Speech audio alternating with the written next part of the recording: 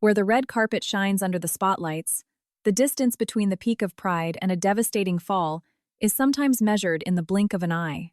13 years after the day he turned his back to walk away, that man appeared at an international intellectual competition. Hounded by the media, he walked hand in hand with his wealthy wife and a stepson raised in the lap of luxury.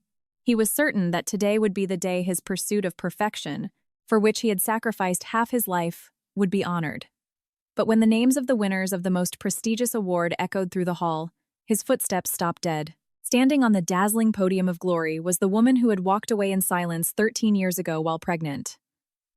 By her side was not one, but a pair of twin boys with eyes and faces identical to his own. The gleaming gold medals were placed around the necks of those two young men. He realized that the child he had raised with such meticulous care, spending millions of dollars on elite tutors, was completely eclipsed by the children he had himself repudiated. What a cruel twist of fate had cultivated those two lives amidst unimaginable hardships until they became a miracle. And behind his ex-girlfriend's serene smile, what storms were hidden that he never got to know. Dear readers, there are mistakes that take a lifetime of regret to comprehend, and there are returns that simply arrive too late. If the profound notes of this story touch your emotions, please subscribe to the channel and leave a comment sharing your thoughts. Now we invite you to delve into these pages of memories full of bitterness and humanity. The Grand Auditorium at Lincoln Center in New York City was adorned that day with banners and floral arrangements under the glare of powerful stage lights. Soft instrumental music flowed from high-end built-in speakers, blending with the rustle of designer evening gowns. The echo of leather shoes resonated on the polished marble floor. It was a gathering place for families who considered themselves the pinnacle of high society, people who attended not only to witness an international talent competition, but also to measure status, flaunt their wealth, and seek social validation that would bring corporate benefits. Among that bustling crowd, Richard Sterling stood tall, one hand slightly tucked into the pocket of his custom-tailored suit, the other holding a crystal glass of sparkling water. Now in his 40s, time seemed to have favored him, granting him the seasoned aura of a man who holds both immense power and millions of dollars in his hands. The luxury watch on his wrist occasionally caught the light, emitting cold flashes.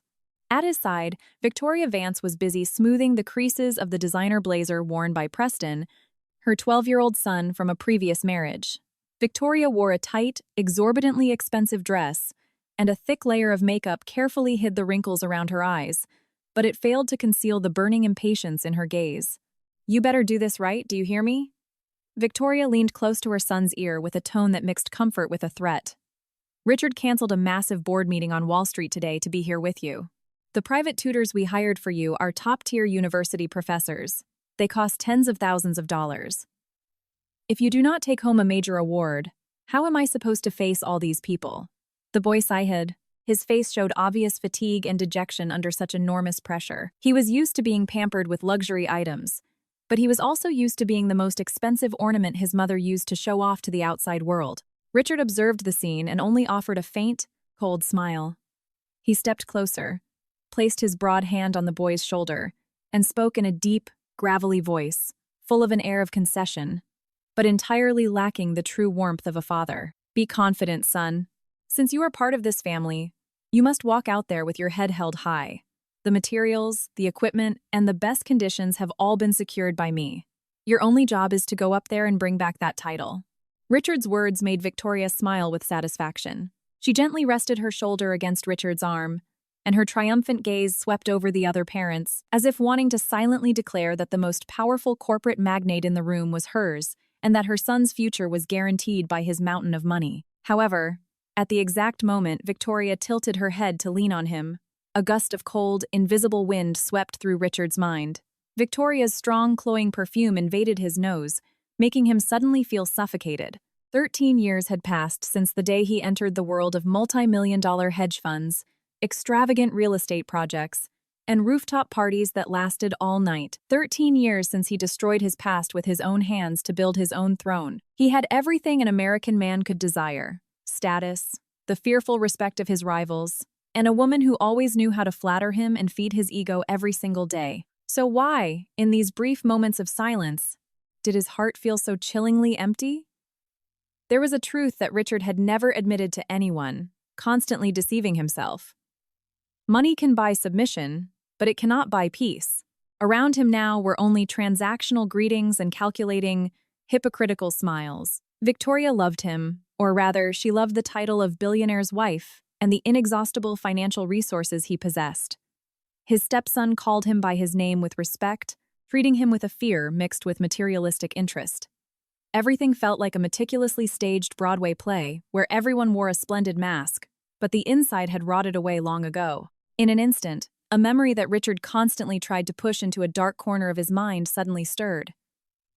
13 years ago, he was not here. 13 years ago, he was just a broke man harboring arrogant ambitions and a deep dissatisfaction with poverty. And in the darkest days of his youth, there was a woman who stood silently behind his back, saving every penny from her meager paycheck, cooking him hot bowls of soup in the dead of winter in their drafty apartment in Queens so he would have the strength to fight against life.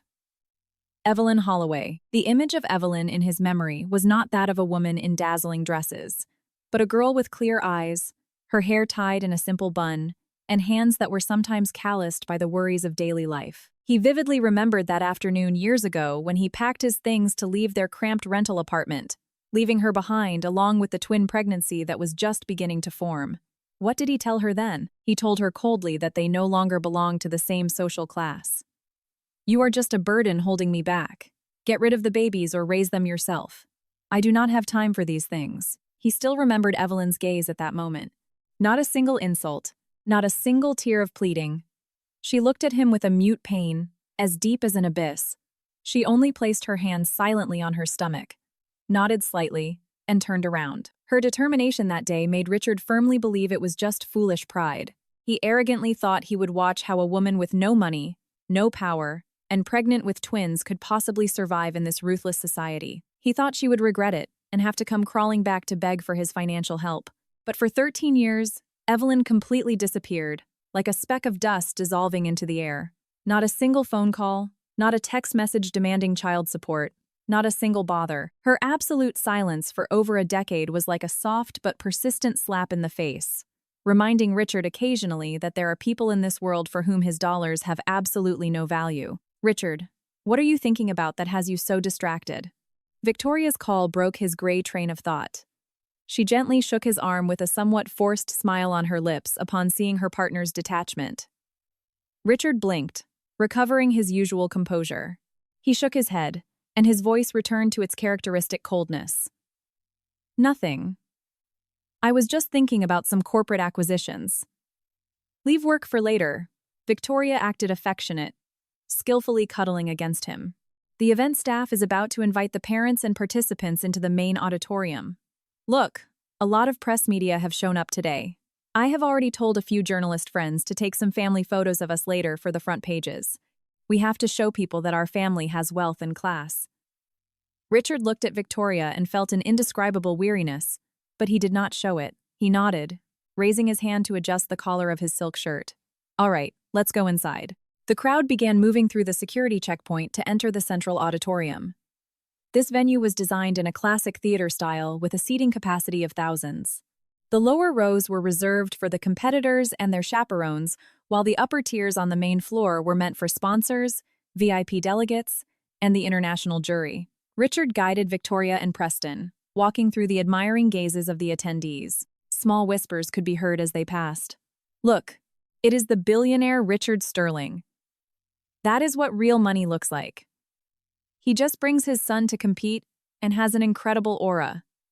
That kid is so lucky." Those compliments were once the best drug to feed Richard's arrogant ego, but today they strangely made him feel hollow and tasteless. He quickened his pace toward the VIP rows reserved for him, consoling himself with the idea that the decision he made years ago was absolutely correct. A man who wants to achieve great things must know how to sacrifice sentiments.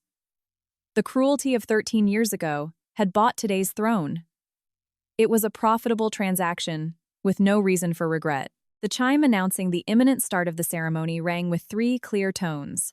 All the lights in the auditorium slowly dimmed, leaving only warm beams of yellow light focused on the massive stage. Richard sat in the comfortable, velvet-upholstered seat in the center. Beside him, Victoria was busy pulling out a compact mirror to touch up her makeup, while her son sat secretly typing on his smartphone. In the midst of that dazzling and ostentatious space, Richard took a deep breath, slumped against the backrest of the seat, and stared at the red velvet curtains on the stage. He did not know that right in this very room, breathing the same air, the wheel of destiny, the one he thought he had manipulated with money for 13 years, was slowly beginning to turn in the opposite direction. The auditorium lights dimmed further, giving way to a circle of light in the center of the stage. The host walked out. His enthusiastic voice resonated through the powerful sound system, kicking off the usual opening speech. Applause erupted following the rhythmic pauses of the man at the podium, but for Richard, all sounds in that moment became opaque, as if covered by a thick fog. He leaned against the soft velvet cushion with his gaze fixed on the empty space in front of him, while his mind drifted back to an autumn afternoon 13 years ago. That was the period when Richard faced the biggest turning point of his life. The rented apartment, located in a modest working-class neighborhood in Queens, always smelled of dampness from walls leaking rain and the herbal teas Evelyn drank. Back then, he had just experienced his first major business failures. His accumulated savings had vanished, and the business partners who used to beat their chests boasting of their friendship had turned their backs on him. Just when financial desperation was suffocating him, Victoria appeared. Victoria at that time not only possessed the charm of an experienced woman, but, most importantly, she had the high society connections and the financial resources Richard desperately craved. Victoria saw in Richard the ambition of a cornered beast, and Richard saw in Victoria the key to unlocking the escape door from that misery and humiliation. Their secretive meetings quickly turned into a revelation of intentions. Victoria did not hide her plans. She needed a man capable of taking charge and managing the massive estate she had inherited. But the condition was that he had to be completely free, with no burdens from his past. And Richard made his choice. He still remembered the day he returned to the rented apartment to pack his bags. Evelyn was sitting on the old wooden chair, lightly gripping the edge of the table to keep her balance due to morning sickness. On the table was the untouched ultrasound result. 2 clearly formed gestational sacs. When Richard proposed separating and hinted that they could not keep the children, he mentally prepared for a hurricane. He thought she would scream, cry, smash plates, or at least grab his shirt and hurl screams of reproach. After all, was not that what all women did when they were betrayed? But Evelyn did not do that. She sat in silence for a long time. The room was so quiet that the faint creaking of the ceiling wood and the dripping from the broken showerhead could be heard. When she lifted her head, there was not a single tear in her eyes, only a dull gray, like ashes after a storm. She looked him in the eyes, a gaze devoid of a partner's affection or trust, replaced by absolute strangeness. She gently stroked her still flat stomach and dropped a sentence as light as the breeze. Leave. From now on, you go your way, and I go mine. These children are mine. They have nothing to do with you anymore. Richard left with the relief of someone dropping a heavy weight. He tricked himself into thinking he was doing what was best for Evelyn. A man drowning in debt like him, how was he going to support a fragile woman and 2 babies? He consoled himself by thinking Evelyn would have to face the harsh reality, that she would have to return defeated to her parents' house in the Midwest, or that she would cave to economic pressure and give the children up. He believed he was just stepping one step ahead in a script of an inevitable breakup. However, reality 13 years later did not follow the script Richard had imagined. He used his cruelty in exchange for a stepping stone. He threw himself into the race for money with the madness of someone with no way out. He married Victoria. He took over her connections. He multiplied the fortune tenfold. Becoming a billionaire acclaimed by the financial press, he moved into a massive luxury estate in Greenwich, Connecticut, spanning tens of thousands of square feet, where everything from the doorknobs to the floor tiles was exorbitantly expensive. But the price of that exchange began to corrode him from the inside. Victoria was not Evelyn. Victoria's initial sweetness and docility quickly vanished as soon as Richard signed the marriage certificate and took control of the joint assets. In their place appeared controlling, blind jealousy, ridiculous showboating, and a wasteful lifestyle to fill the void in her soul. Victoria raised Preston, the son from her previous marriage, with all the twisted condescension of the unprincipled rich. The boy grew up wrapped in cotton since he was little, provided with the best material conditions, but growing up with selfishness, insolence, and a vacant mind. Look at that. Victoria's whisper in Richard's ear brought him back to reality. She pointed at Preston, who was yawning lazily in his seat. He stayed up all week studying. If he does not win first prize today, it would be truly unfair. I spent so much money at Dr. Harrison's elite academy. They guaranteed me that our son would be among the top tier. Richard looked at the boy and suddenly felt a shameful disappointment. He remembered the times Preston had yelled at the household staff just because they did not prepare the exact brand of organic milk he liked. He remembered the terrible grades Victoria had to cover up with donations and influence before every final evaluation. This boy had no self-respect or willpower. He took everything he received for granted, considering Richard's money as a tool to trample over others without scruples. Sometimes, on those sleepless nights sitting alone on the balcony of the estate, looking out at the immense, artistically lit grounds, Richard instinctively wondered what would have become of his 2 children if he had not walked away that day. They were 2 boys. Richard still remembered that detail on the ultrasound sheet, now yellowed in his memory. 2 drops of his blood, 2 twin copies carrying his genetics. Would they have been able to get a decent education? Would they have had to live in poverty, suffering from not having a father? Or did Evelyn fail to bear the burden and put them up for adoption? Every time that thought arose, Richard quickly extinguished it with his usual arrogance. He told himself that a woman with nothing, holding on to illusory ideas of dignity like Evelyn, could never forge a good future for her sons.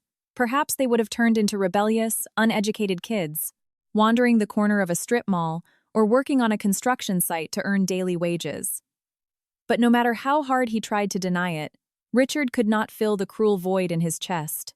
He had used money to buy Victoria's submission, to buy Preston's forced reverence, to buy the fake respect of those around him, but he had never had a real family where people loved each other regardless of the numbers in his bank account. Next, we ask the entire audience to direct their attention to the stage to welcome the competitor delegations in this opening ceremony.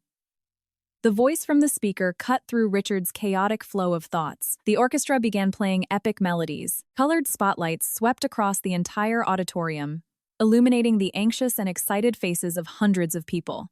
Richard adjusted his suit jacket. He took a deep breath to recover his confident attitude of a successful American businessman. He told himself he must not let matters of the past distract him. The past had died 13 years ago. Today, he was sitting here as a sponsor, as someone at the very top. He glanced sideways at Victoria, who was busy holding up her phone to live stream, talking incessantly to her internet audience about how she was leading her son to conquer the pinnacle of intellect.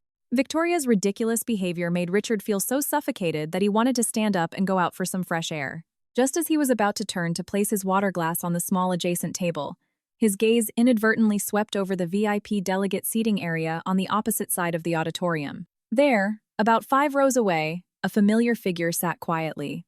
That woman wore a simple, elegantly cut emerald green midi dress, with no shiny sequins, no ostentatious jewelry, just a silver hairpin holding a neat bun at the back of her head.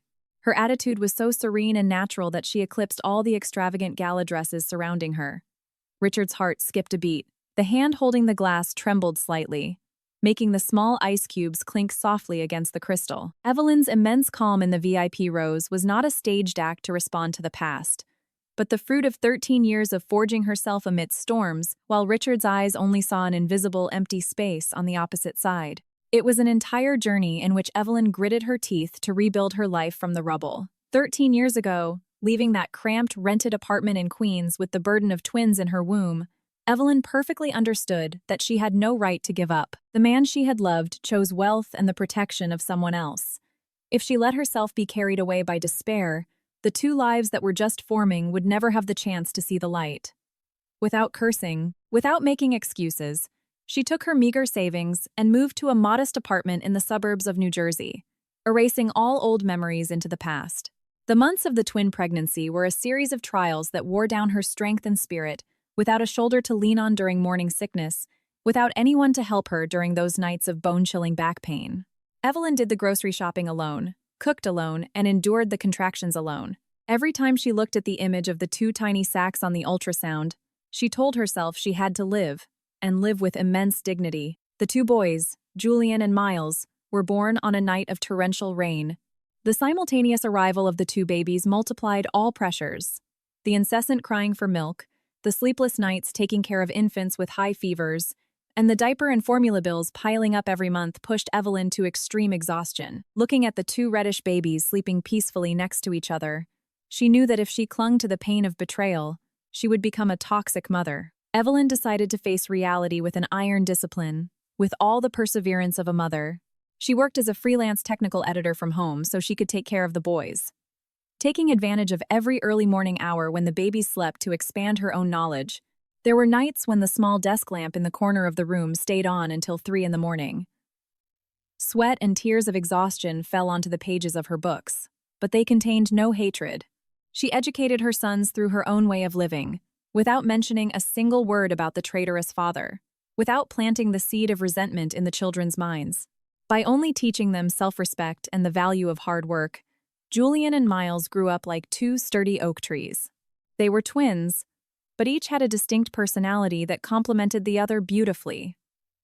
Julian, the older brother, was quiet, mature, and possessed sharp logical thinking.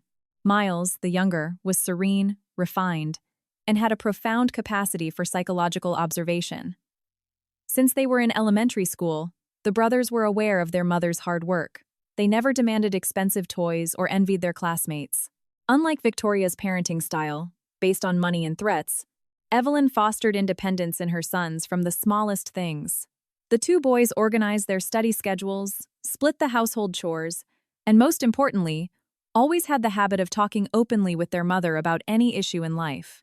In the small household of the mother and sons, there was no imposed authority, only mutual understanding and respect. Mom. Today, Julian solved the hardest matrix problem in the class. Miles bragged enthusiastically to Evelyn at a simple dinner a few years ago, his eyes shining with pride for his brother. Julian just smiled at that moment, put the best piece of food on his mother's plate, and continued. It was because Miles questioned my steps. Mom, if it were not for Miles's perspective, I would have fallen into the trap on the last question.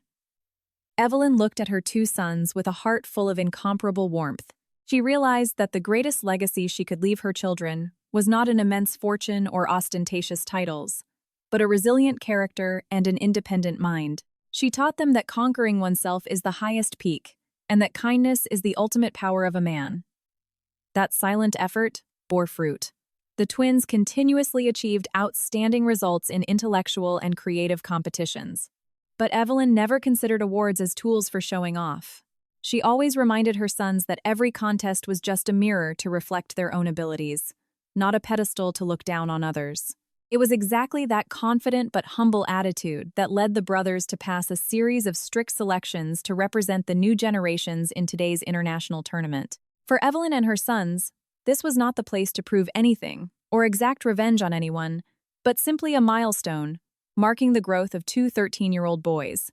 Half an hour before the opening ceremony, in the participants' preparation room, Julian and Miles sat together on a long bench. Both wore perfectly ironed white dress shirts, and their handsome faces showed a maturity beyond their years. Their dark, steady eyes reflected the lights of the waiting room without the slightest hint of timidity. Evelyn walked over, gently adjusted Julian's tie, and patted Miles' shoulder. She looked at her two sons, who were almost as tall as she was, with all her love and trust. "How are you feeling?" Evelyn asked. Her voice soft like a fresh stream of water. "I feel very calm, Mom." Julian lifted his head with a serene smile on his lips. "We have already done everything possible to prepare. All the problems today are just a mind game we love to conquer." Miles took his mother's hand and squeezed it lightly. "Sit in the stands and relax, Mom.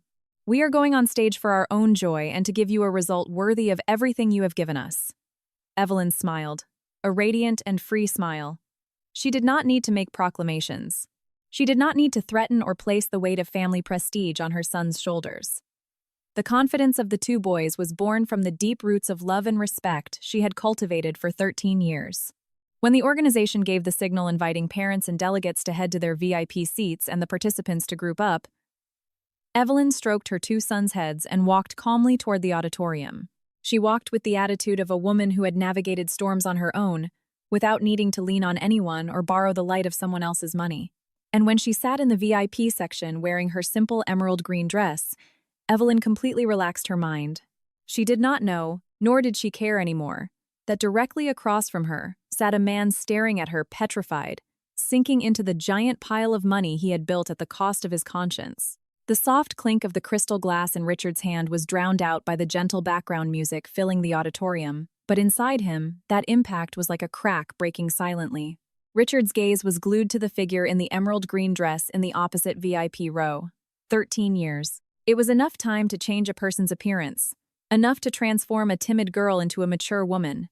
But the way Evelyn sat straight, with her hands resting gently on her lap, looking calmly toward the stage without glancing around, was unmistakable.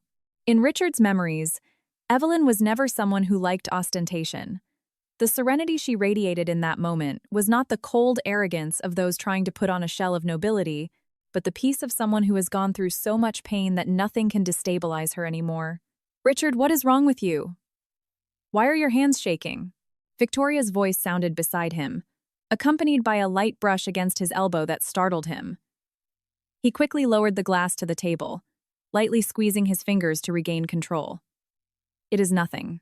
The air conditioning is a bit cold," Richard replied. Victoria did not notice the anomaly in his gaze. She was busy looking around, searching for the lenses of press photographers so she could turn toward them and smile. Victoria's attention quickly focused on Evelyn's figure. She narrowed her eyes, scanning everything from the simple silver hairpin to Evelyn's plain green dress, and then pursed her lips in contempt. "Look at that woman. She is probably the mother from some public school out in the sticks who managed to snag a leftover invitation. Dressed so plainly and sitting in the VIP section. Honestly, the organizers are losing their touch when it comes to assigning seats." Victoria's comment was like a bucket of cold water thrown directly into Richard's face. He turned to look at the woman beside him, the one who had accompanied him for 13 years in a luxurious wrapping. The expensive layer of makeup failed to hide Victoria's barren soul, and those sarcastic, frivolous words only made the greedy and superficial nature that Richard had purposely ignored in exchange for financial leverage in the past far more glaring. Richard did not reply to Victoria. He looked down at the competition's informational brochure resting on his lap. His hand flipped through the pages hastily, his fingers pressing hard against the smooth edges of the paper. He was looking for the guest list, the list of sponsors and collaborators. Why was Evelyn there? Why was she sitting in the VIP section? A place reserved only for representatives of the most important educational institutions, experts, or major tournament sponsors. For 13 years, he was certain she had sunk under the weight of daily survival. He tricked himself into thinking she had to be living in hardship, humiliated, and even depending on someone else to get by. But the name that appeared on the page of special guests, expert editor and founder of the Cornerstone Educational Foundation, Evelyn Holloway, was like a direct slap that shattered all his arrogant speculation. Evelyn had not given up. She not only lived well but had built her own worth with her own hands and intellect. That truth made Richard's chest throb with a dull ache. The ego of the billionaire, the man who always believed his money could manipulate and decide the fate of others, suddenly cracked, leaving an enormous void. He had abandoned her, thinking she was an obstacle on his path to success. But today she was in an independent position, looking at him from afar, without the slightest attachment or resentment. Her indifference was the cruelest punishment for the traitor. While Richard spiraled in his mental chaos, the choir on stage finished the traditional anthem. Applause echoed throughout the auditorium. Esteemed delegates, parents, and all you talented competitors, the host's voice rang clear through the modern sound system. Next is the most important moment of today's ceremony, the announcement and presentation of awards to the most outstanding individuals in the International Intellectual and Creative Tournament. The atmosphere in the auditorium immediately calmed down. The noise ceased, giving way to the heavy breathing and the looks of envy and hope from thousands of people. Victoria sat up straight instantly, patting the thigh of Preston, who at that moment was typing on his phone under the table. "Preston, put that away right now. Get ready to go up and collect your award. Remember to walk properly with your head held high." "Got it." The boy lazily shoved the phone into his pocket with a bored face. He was far too used to his mother's impositions. He did not feel the nervousness or excitement of a contestant who had just gone through a tough test. His confidence was an empty confidence, fed by money and the promises of expensive prep academies. Richard closed and opened his eyes, trying to push Evelyn's image out of his mind to concentrate on the stage. He told himself that, no matter how well Evelyn lived, This tournament was the place to prove the ability to raise a child. He had invested massively in Preston's education, hiring the best to give him private lessons. This boy had to win, at least to confirm that the path Richard had chosen, the path of money and corporate power, still produced superior results. First, we will announce the consolation prizes in the critical thinking category. The names of the participants were read one after another. Every time a name was called, cheers of joy from family members erupted in a corner of the auditorium. Victoria, sitting next to Richard, incessantly drummed her fingers on the handle of her designer handbag, her eyes fixed on the giant LED screen on stage. The third prize goes to. The second prize goes to. The list of secondary awards grew longer, but Preston's name still did not appear. Victoria's impatience gradually morphed into evident anxiety on her face. She began turning toward Richard to whisper with a trembling voice. "Why haven't they said our son's name yet? Surely it is the first prize, right?"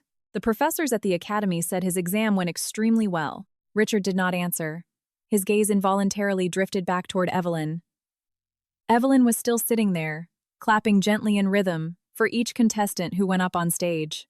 There was no impatience on her face. She looked like someone enjoying art, serene and at peace, accepting any outcome. That attitude contrasted completely with the uproar and greed manifesting right next to Richard. At that moment, the stage lights suddenly focused into two dazzling beams of golden light that swept across the entire auditorium before stopping at the waiting area for the most outstanding contestants. And now, the most awaited moment, the host's voice resonated full of emotion, taking the feelings of the entire auditorium to their peak. The team gold trophy and the individual gold medal for the most outstanding minds of this year's tournament have gone to two contestants with a perfect score, a record never before seen in the 15-year history of this competition. The entire auditorium held its breath.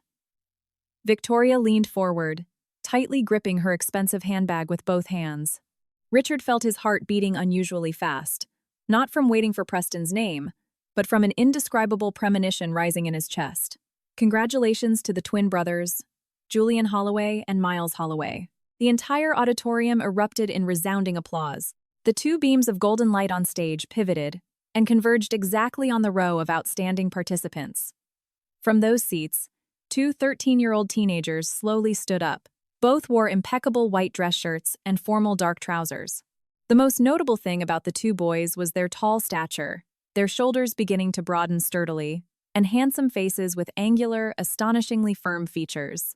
Richard sat petrified in his seat, his eyes wide open, his chest tightening as he clearly saw the faces of the two boys on the two giant LED screens on the sides of the stage. They looked astonishingly like him. From the high bridge of the nose, the thin, tight lips full of confidence, to the thick eyebrows that arched slightly at the ends, everything seemed to have been pulled from a mold of Richard in his youth. But the only difference, and also what pierced Richard's heart at that moment, was their eyes. The dark eyes of the two boys did not hold his greed or calculation. Instead, they had completely inherited the clarity, the calm, and the profound firmness of Evelyn. Julian Holloway and Miles Holloway. The host's voice, echoing through the speaker system, tore apart the last fragile hope in Richard's heart. The surname Holloway, Evelyn's maiden name. Those names echoed proudly in the international auditorium, like two living monuments marking the official existence of the two drops of his blood that Richard had cruelly rejected 13 years earlier. "What is this?" Victoria stood up abruptly, hissing under her breath into Richard's ear, her face contorted with surprise and rage. The organization must have made a mistake. Richard no longer heard Victoria's complaints. All his senses seemed to be sucked toward the stage. Julian and Miles walked together up the red-carpeted stairs. Their steps were incredibly natural, with their backs straight and heads held high, without the slightest hesitation or shyness before the thousands of eyes locked on them. Approaching the center of the stage, Julian, the older brother, turned slightly to look at his sibling. They exchanged a discreet smile, one containing a deep understanding. It was the smile of those who had gone through all the trials together, studying under the night lamp in their mother's small apartment to reach this peak. "Ladies and gentlemen," the representative of the international jury approached the microphone with a deep voice full of admiration. "The case of the two participants, Julian and Miles Holloway, is an extraordinary phenomenon in the 15-year history of the tournament. Not only did they achieve a perfect score in the individual thinking test, but the community innovation project jointly created by both has received the highest evaluation from all expert committees. Their profound understanding of reality, humanity, and logical thinking far beyond their age has completely won us over. The big screen showed the image of the gleaming gold trophy being handed to the brothers. The heavy gold medals were placed around the necks of Julian and Miles. At that moment, the two boys did not look at the media cameras or toward the rows of sponsors where Richard was sitting. The gaze of both went directly to a single point in the opposite VIP stands, where Evelyn was standing up. Evelyn did not scream or cry. She did not wave her arms desperately. She just stood there amidst the thunderous applause, smiling softly at her two sons. Her eyes shone with tears, but they were tears of absolute pride. The intersection of gazes between the mother and her sons flowed silently in the middle of the noisy hall, creating a sacred bond that no amount of corporate money or power in the world could interfere with. Right at that moment, the final results board continued showing letters on the screen. Preston's name appeared at the very bottom of the consolation prize list, accompanied by a mediocre average score. "This is impossible." Victoria slammed the armrest hard, jumping to her feet and making the people around her turn to look. Blatant injustice. This is rigged. I invested so much money. I hired the best Ivy League tutors. How can my son lose to those two nobodies? Victoria's loss of control made Preston shrink into his seat, his face red with embarrassment under the contemptuous stares of the other parents. The boy gripped his phone with his head down, not daring to look up. The illusion of being an elite child that his mother had tried to build had just been brutally shattered by reality. Richard remained motionless in his seat, feeling as though all the strength in his body had been drained. He looked at the woman next to him, snarling with envy, and then looked back at his two biological sons, shining splendidly on the victory podium. A harsh bitterness spread through Richard's mouth. He once believed that money could buy everything: the best education, fame, a bright future for the child he sponsored.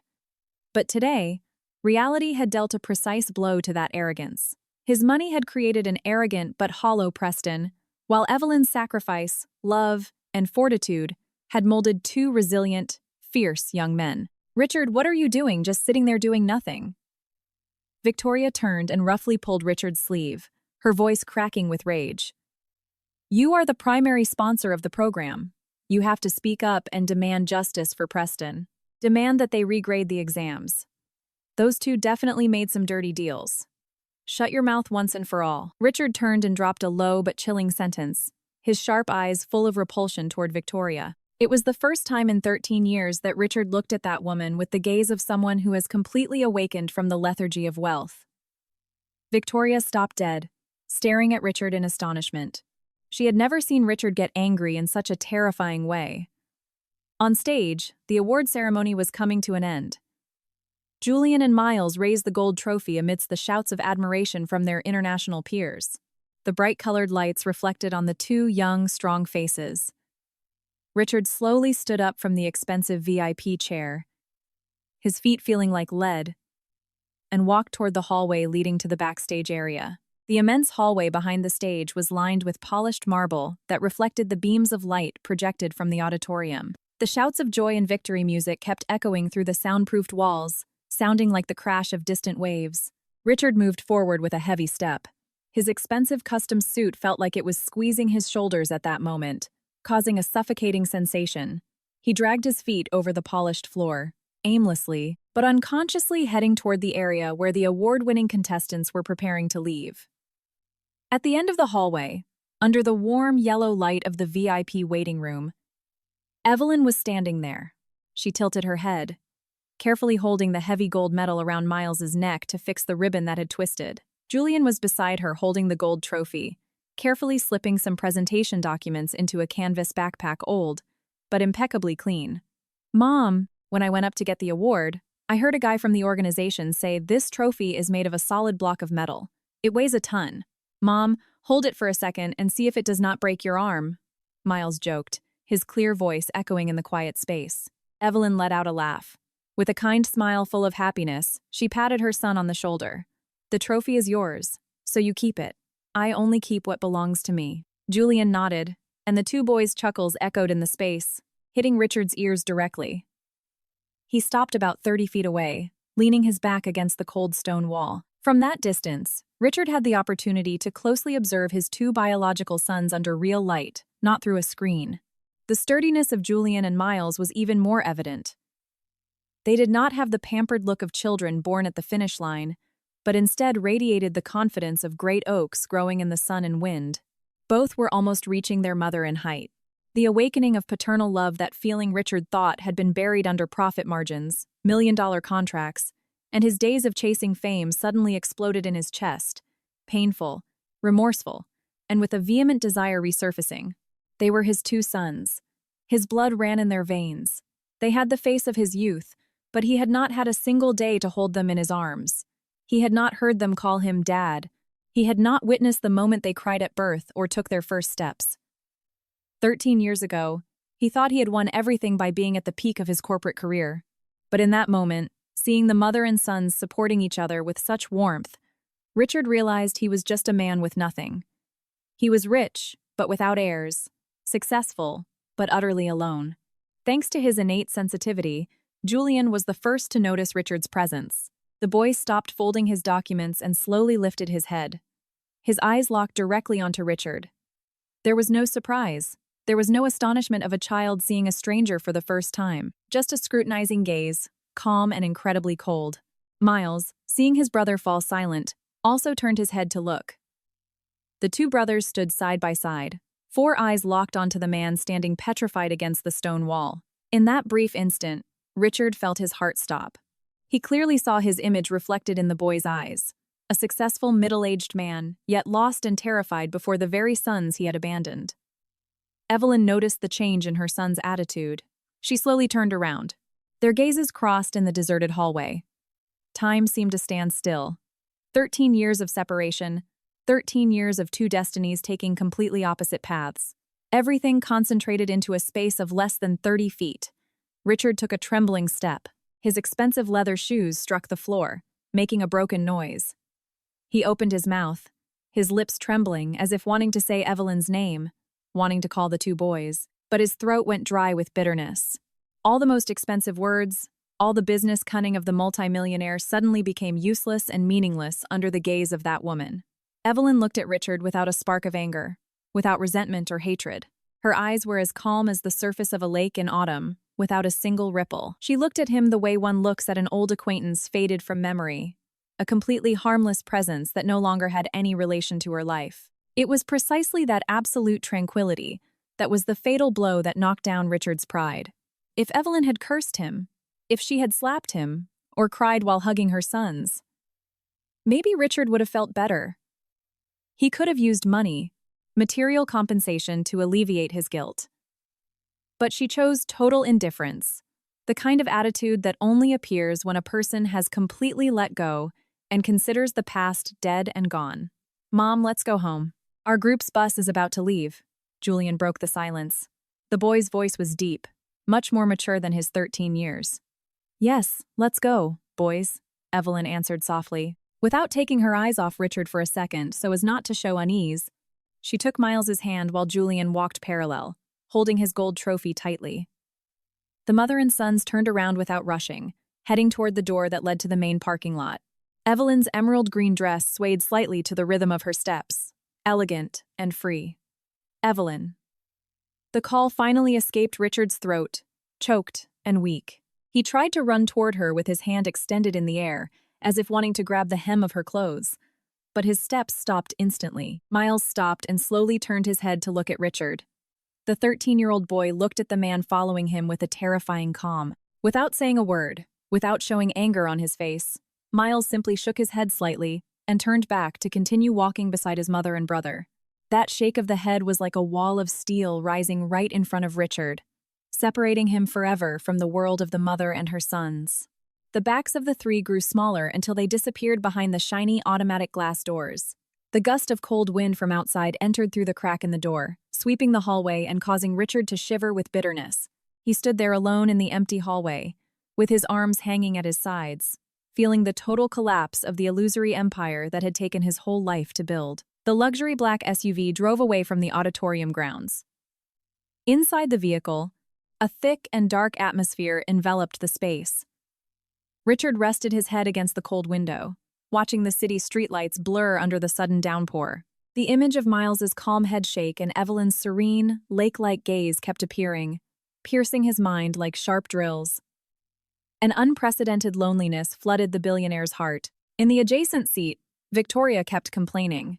Fury and jealousy had deformed her carefully made-up face, stripping it completely of its usual elegance. "I cannot understand what is going through your head." Victoria slammed her expensive handbag against her thighs with a shrill voice. "Why did you yell at me in front of all those people? And those two kids? Who do they think they are to look down on our family like that? You are the main sponsor. Why didn't you use your influence to make the organizers review the grading process? There is clearly something fishy going on." Preston was sitting in the back with his headphones on and his eyes glued to his phone screen, playing a video game. The boy was totally disconnected from the outside world, as if his recent failure and his mother's anger had nothing to do with him. He just wanted to escape to a virtual world where there was no pressure to become a genius to meet Victoria's selfish expectations. Richard did not turn around, and his voice sounded deep, but full of extreme exhaustion. "Shut your mouth once and for all." "What did you say?" Victoria was stunned, her eyes wide with astonishment. "You are telling me to shut up? I am defending the honor of your son, of this family." "Honor?" Richard burst out laughing. A bitter, hoarse laugh erupted from deep in his chest. He turned to look directly into Victoria's eyes with a look of pure disgust. "This thing that clings to money, to lies, and to illusion, you call honor? That boy you forced to study until he loses his smile has honor? Or are you just trying to latch onto him to satisfy your own desire to win?" "You," Victoria stammered, her face pale at having been exposed. "For 13 years, I thought money could compensate for everything," Richard continued, his voice trembling to the rhythm of his suffocating breathing. "I thought giving you and Preston a high society life was enough. But look what you have turned him into. A hollow boy living in an illusion, who does not have an ounce of courage or independent thought." "And what about those two kids from before?" Victoria seemed to snap and yelled. "Are you going to defend those two starving nobodies? Who even are they?" "They are my sons."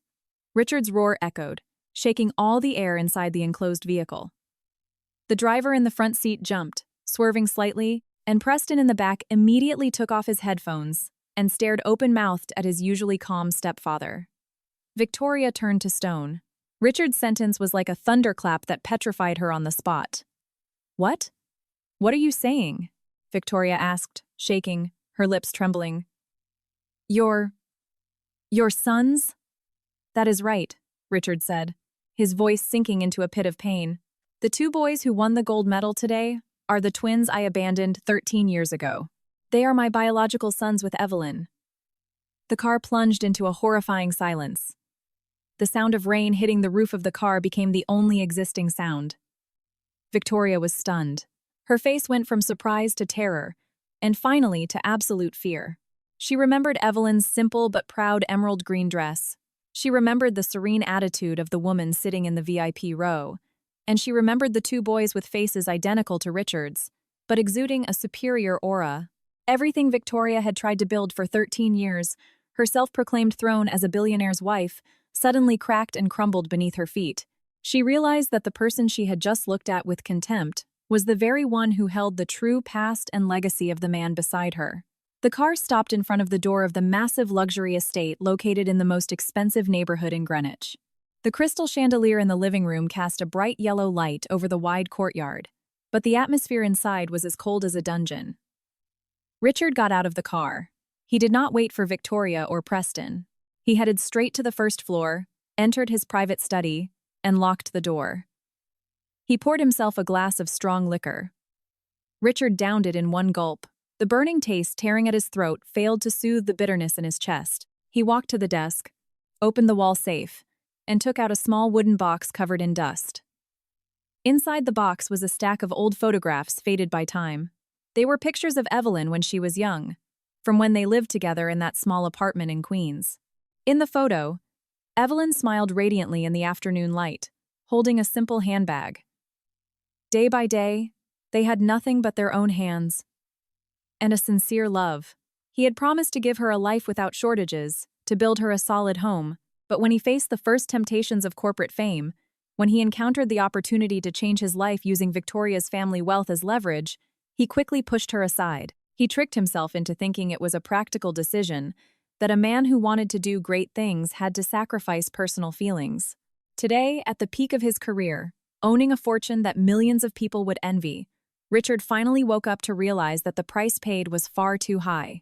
He had sacrificed the true legacy of his life, two talented, dignified sons, and a strong woman in exchange for an ostentatious shell that was rotten on the inside. Downstairs, Victoria's screams at the household staff, and Preston's resentful sobs filtered under the door. Those sounds were like knife strikes in Richard's mind, reminding him of the chaotic reality he had chosen for himself. Richard walked to the large window and stared at the perfectly pruned immense garden. It had stopped raining, and only the drops accumulating on the leaves remained, reflecting the dim light of the street lamps. He pulled his phone from his pocket. His trembling fingers opened the contact list. He wanted to find Evelyn's number. He wanted to call her, hear her voice, offer an apology, even if it arrived 13 years late. But the screen was empty. For 13 years, Evelyn had erased all traces and left no method of contact. She had completely cut ties with him, forging her own splendid new life without needing the existence of the multimillionaire Richard Sterling. Richard gripped the phone tightly in his hand and wondered if now, abandoning everything, he would have any chance to get close to that mother and those sons again, or if the serene shake of his 13-year-old son's head that afternoon had closed the door to their lives forever. The early morning light filtered through the thin fog, illuminating the plant-filled balcony of the small apartment on a middle floor of a quiet residential building in New Jersey.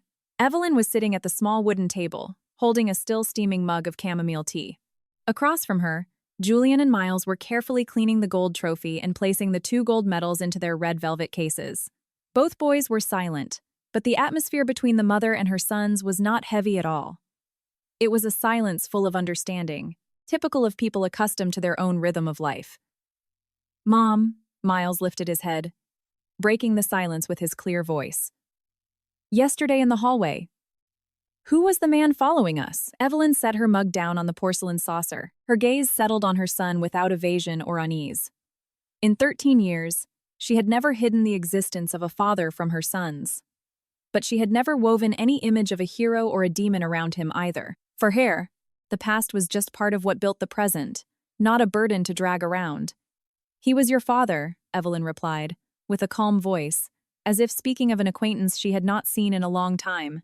Julian stopped cleaning the trophy, directing a mature look at his mother. The boy frowned slightly. "The man who decided to leave 13 years ago?" "That is right." Evelyn smiled softly and placed her hands over her 2 sons' hands. "I am not hiding it from you, but I want you to understand something. The appearance or disappearance of someone in the past does not define who you are. Today, you are great because of your own effort, love, and intelligence. That man is just a stranger who shares the same blood, nothing more and nothing less." Miles nodded. The shake of his head in the hallway the day before was simply the natural reflex of a child raised with self-respect and understanding. They did not need a father who suddenly appeared flaunting wealth to grant them a protection they had never lacked. While Evelyn's humble apartment was immersed in peace, a media storm was beginning to erupt in Richard's luxury estate. The photo of brothers Julian and Miles standing on stage, along with interviews about the Cornerstone Educational Foundation created by Evelyn, went viral at lightning speed on digital news portals and social media. The story of the twin geniuses raised by a single mother who rejected all kinds of commercial sponsorships to maintain her independence of thought touched the hearts of the community. But what caused the biggest uproar in public opinion was the panoramic photo of the auditorium accidentally captured by a photographer. In the photo, in the VIP delegate row, billionaire Richard Sterling, the event's main sponsor, was petrified, staring with deep terror toward Evelyn and her sons. The identical faces of Richard and the 2 boys immediately became a hot topic of discussion among the media and the public. Rumors began to leak. The relationship between Richard, Victoria, and the ex-girlfriend. The cloak of a prestigious and glamorous family that Victoria had tried to build for years began to show massive cracks in the public eye. In the spacious dining room of the Greenwich estate, Victoria slammed the tablet against the marble countertop. The photo of Richard looking at Evelyn, alongside the mocking comments on social media, was like buckets of boiling water poured directly onto her false pride. "Look at this!" Victoria screamed, pointing at the screen. Do you see what they are saying about me? They are calling me the mistress. They say my son is a useless brat supported by money. Are you happy now? Richard sat at the head of the table, his face haggard after a sleepless night. He did not even bother to touch his now cold cup of drip coffee. He looked at Victoria coldly, without a trace of his former patience or fearful respect. I told you yesterday to shut your mouth. Richard's voice cut like ice. What people are saying is not a lie. You have lived your whole life for appearances in front of people. So now you have to accept the scrutiny of those same people.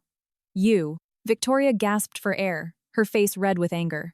Are you planning to abandon me and my son? Do not forget that half of your corporate career today is thanks to my family's influence.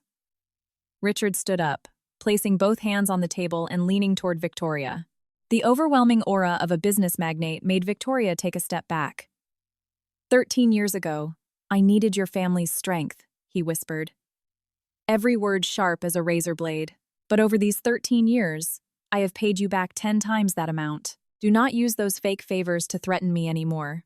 Everything you have today, this estate, the designer bags, your title as a high society lady has been nourished by my money. If you keep making a scene about this, I will not hesitate to take it all back. Victoria trembled, pressing her thin lips together, completely incapable of saying another word. She realized that the man in front of her had completely turned into a stranger, someone who no longer cared if appearances crumbled, because what he carried inside had already completely collapsed since the afternoon before. Richard turned around and left the house, ignoring Preston, who was looking at him frightened through the crack in his bedroom door. Getting into his car, Richard curtly gave his driver the address for Evelyn that he had spent a sleepless night having people track down. He knew this action might be a bother to her, but the overwhelming impulse of his paternal love and the remorse tearing his chest apart would not let him just sit doing nothing in that cold mansion.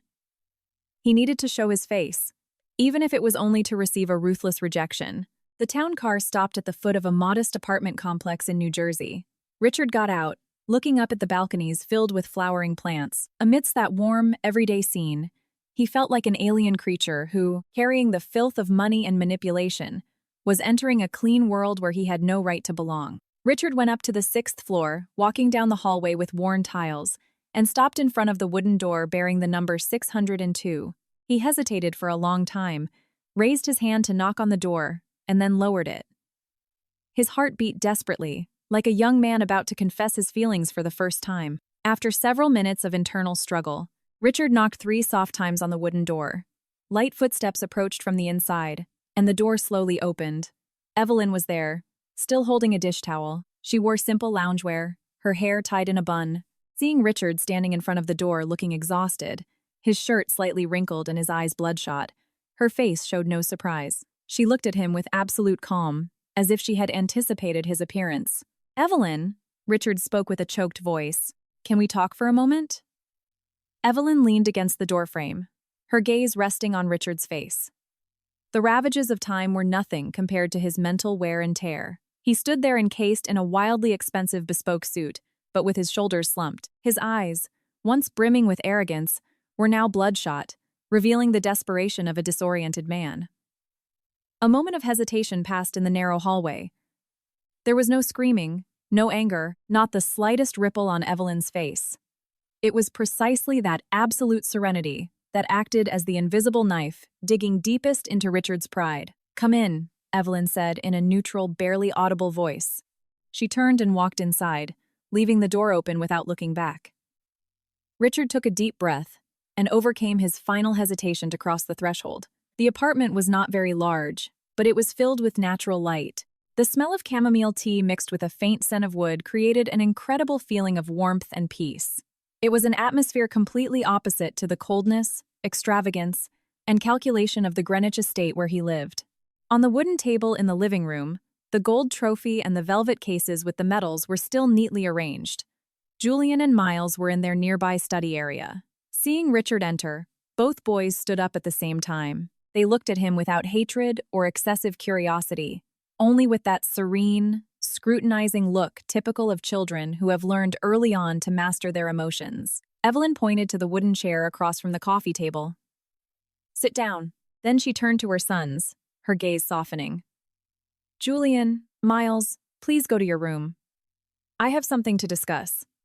The two boys nodded obediently. Before closing the door, Julian turned to look at Richard once more with deep eyes bearing the same stamp of firmness that Evelyn had shown earlier.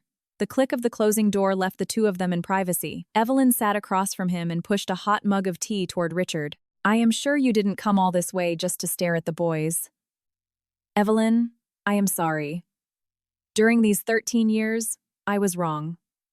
I was truly wrong. The apologies spilling from the multimillionaire's mouth sounded choked and unstable. 13 years of delusions of power and money suddenly contracted at the word wrong. Evelyn looked at him, a faint smile forming on her lips. There was no sarcasm, but a great deal of pity for how late he was. You do not have to apologize to me, Richard. 13 years ago, when you walked out the door of that rented apartment, you already made your choice. You chose the path of wealth. Using Victoria's family to build your empire was a personal choice, and you got everything you wanted, but you lost me and the boys. Richard lifted his head, his voice broken. I thought money could give me everything, that it would prove me right, but yesterday, when I saw them on stage, when I saw how proud they were of you, and the way they shook their heads and walked away from me, I knew I had nothing. That entire corporate empire I built is completely meaningless. That is not having nothing. That is the price of your choice. Evelyn interrupted him calmly. Her voice was soft, but her words were firm and measured. You chose fame and received wealth. I chose dignity and love, and in return, I received two wonderful sons. Life is very fair in that regard. You cannot want to have power and money at the top and, at the same time, expect peace and respect from the people you decided to abandon. Richard froze. Evelyn's words tore away his last remaining hope for easy forgiveness. He realized that Evelyn had never hated him. If she held a grudge, he would still have a chance to appease her with his repentance. But she simply considered him a fact of the past, a debt settled long ago. I do not expect you to forgive me immediately, Richard spoke with a hoarse voice, his empty gaze fixed on the table. I want to fulfill my responsibilities as a father. Julian and Miles are my sons. I have the means to give them the best educational environments in the country. Resources that your educational foundation has to fight hard for. I want to compensate them. Evelyn looked at Richard, and for the first time, there was a sharp flash of severity in her eyes. Compensate them, she repeated in a low voice, but the weight of that word sank the atmosphere in the room. Richard, you still do not understand anything. Are you still looking at the world through the eyes of someone with money? Do you think your dollars can buy 13 years of sleepless nights teaching my sons? By the early mornings when I alone had to rush them to the emergency room with high fevers? Or by my children's questions when they were little, asking why they didn't have a dad? Richard lowered his head to his chest, his shoulders trembling slightly. Julian and Miles are not lacking anything, Evelyn continued, softening her voice, but full of resolution. They do not lack love, they do not lack knowledge, and most importantly, they do not lack freedom of thought. What you have, the wealth, the top-tier connections, is not what they need.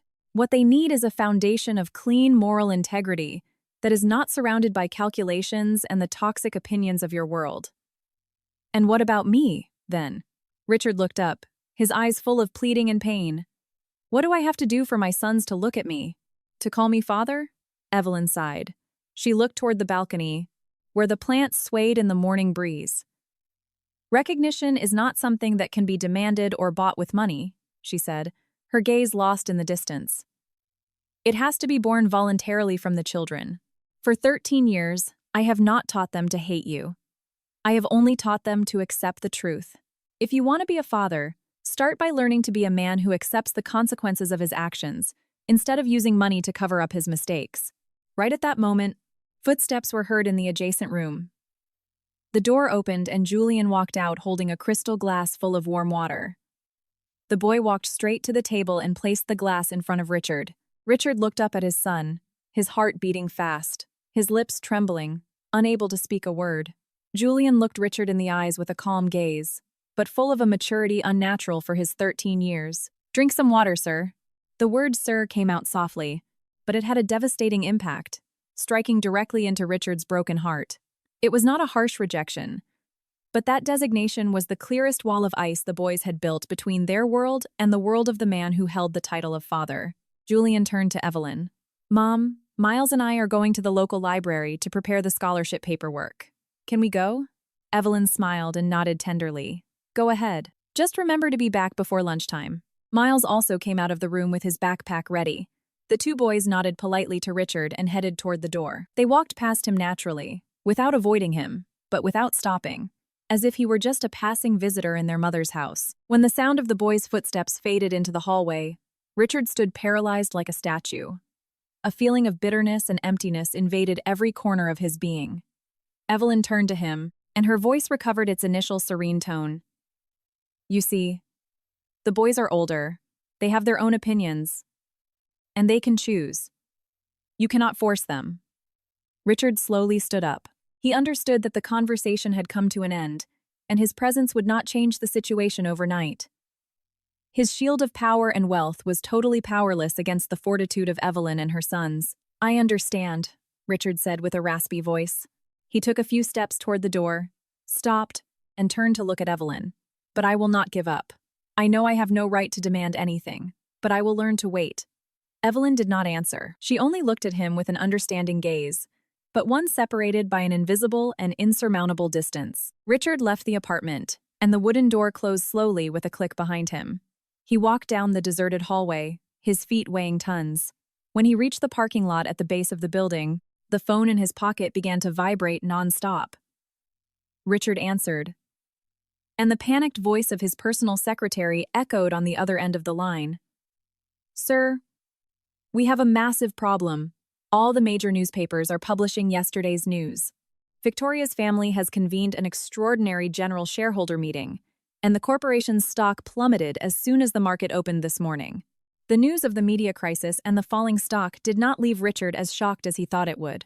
Standing in the parking lot at the foot of that old apartment building, he looked at his secretary's name flashing on the screen, alongside Victoria's missed calls.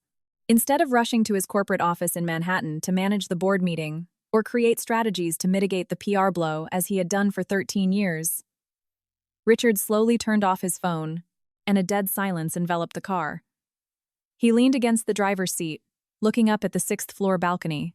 For the first time in his life, the multimillionaire, who considered business a life-or-death battle, felt that those numbers, the shares, or the title of chairman of the board were as insignificant as a handful of ashes. Everything he had bought at the cost of his honor, his love, and his responsibility turned out to be fragile and fleeting before the word "sir" spoken from his biological son's lips. Richard did not return to his estate, nor did he head to his company. He told his chauffeur to leave, and he drove the car himself, wandering the streets.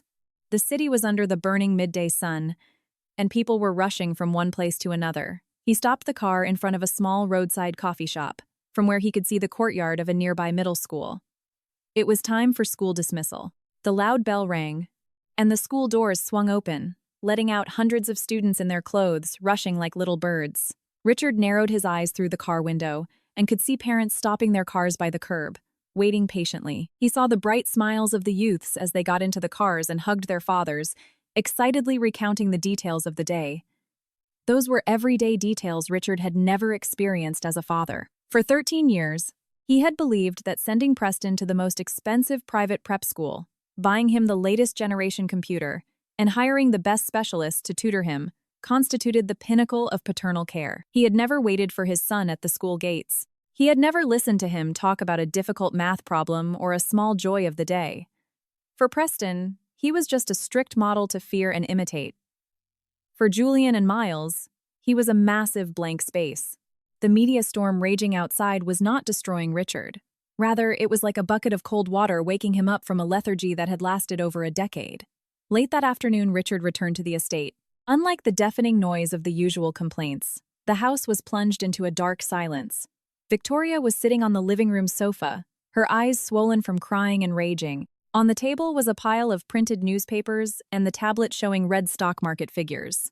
Her family had just sent out a press release announcing they were pulling their investments to protect their reputation, and all the media outlets were breaking advertising contracts with them. Seeing Richard walk in looking surprisingly calm, Victoria stood up and yelled with a hoarse voice, Where have you been all day?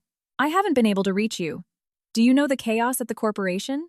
My son and I are going to be backed into a corner. Richard did not avoid her. He walked over and sat across from her. He looked at Victoria, the woman with whom he had walked a path of calculations and superficiality for 13 years. The anger on Victoria's face was really just a shield covering her extreme fear of losing her prestige, her fame as an elite socialite, and losing the flattery of the public. Victoria, Richard spoke with an unusually soft voice. We are going to end this. Victoria froze, her eyes wide with surprise. What? What did you say? We are going to free each other, Richard continued, pronouncing every word clearly and concisely. I will transfer all the shares your family invested, plus give you enough assets so you and Preston can live the rest of your lives without worries. Whether the corporate empire collapses or survives, I will face it alone. You do not need to keep trying to carry this shell of a happy family. Are you crazy? Victoria screamed, tears falling endlessly. You are leaving it all for that woman and those two suburban kids? They won't even speak to you. They don't look me in the face because I do not deserve it. Richard turned to look toward the stairs, where Preston was peering from behind the handrail, looking frightened at his parents. Richard gestured to the boy. Preston, come here with me. The boy walked down carefully. Richard grabbed his small hand, which was now very cold, and looked him in the eyes. For 13 years, I was wrong about you. I let your mother force you to live a life you did not want, and I also used you to justify my own status. From today on, you do not need to be under pressure to be a brilliant genius ever again. Tell me what you really want to do, and just tell me. Preston looked at Richard with teary eyes. Then, suddenly, he threw his arms around Richard's neck, hugging him tightly and beginning to cry bitterly. And it was not the angry cry of a loser, but the cathartic cry of a helpless child who finally has the iron armor removed from his shoulders after so many years. Several months later, the news that shook the corporate business world began to fade according to the strict rules of the news cycle. Richard stepped down from his executive position at the corporation, handing over most of his power to the new board of directors, and reduced his work schedule. That retreat left many astonished, but for Richard, it was the first time he felt his chest could finally breathe again. On a late autumn afternoon, the weather in New Jersey was crisp, illuminated by golden, honey-colored rays of sunlight. In the open courtyard of the Cornerstone Educational Foundation, Evelyn was organizing hundreds of books with volunteers into a mobile library to send to underserved areas. She wore a very simple white blouse, with her hair elegantly tied in a bun, and her kind smile bloomed once again as she spoke to some low-income students who were going to receive scholarships. At the campus gate, a mid-range car pulled up. Richard stepped out. He was no longer wrapped in exorbitantly expensive, bespoke suits, nor did he wear the ostentatious watch. He simply wore a solid-colored polo shirt and dark jeans, projecting a serene and very approachable look. Richard did not walk right up to Evelyn and interrupt her work.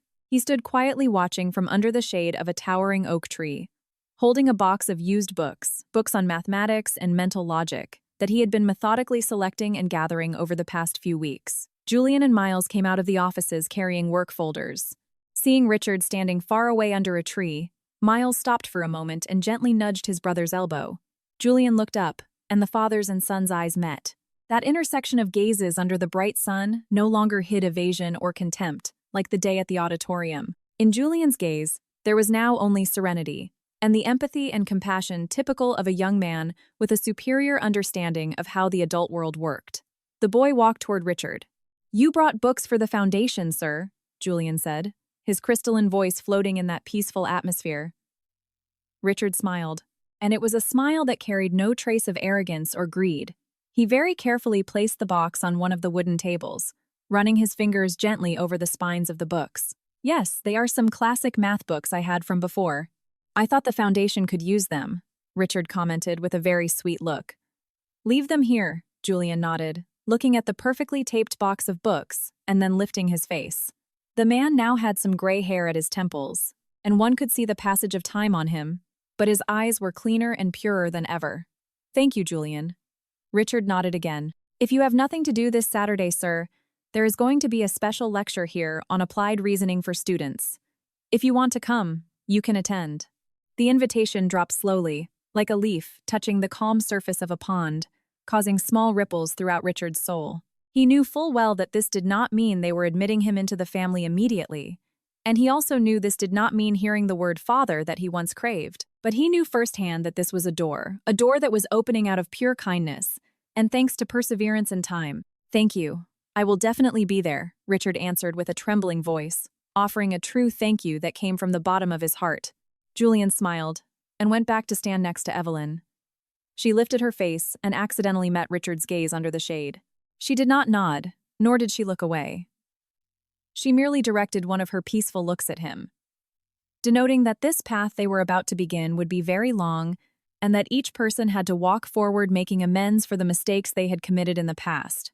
Richard stayed for a long time, watching that mother and those sons, along with their students, grouped together talking around the wooden tables in the courtyard.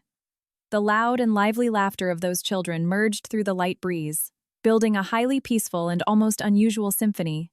The afternoon light cast long shadows across the paved ground.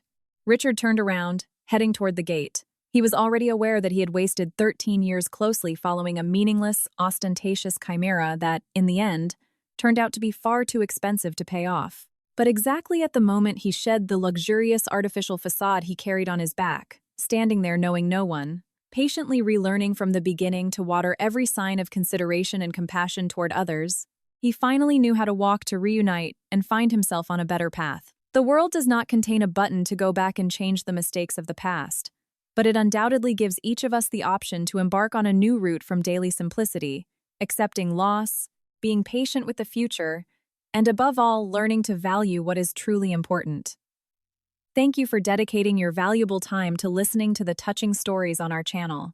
If today's story has touched your emotions and provided you with moments of profound reflection, do not forget to support the channel by subscribing, liking the video, and clicking the notification bell icon. Those small actions are an immense source of motivation for the channel to continue spreading many more stories full of meaning and humanity. Goodbye, and until the next story, yeah.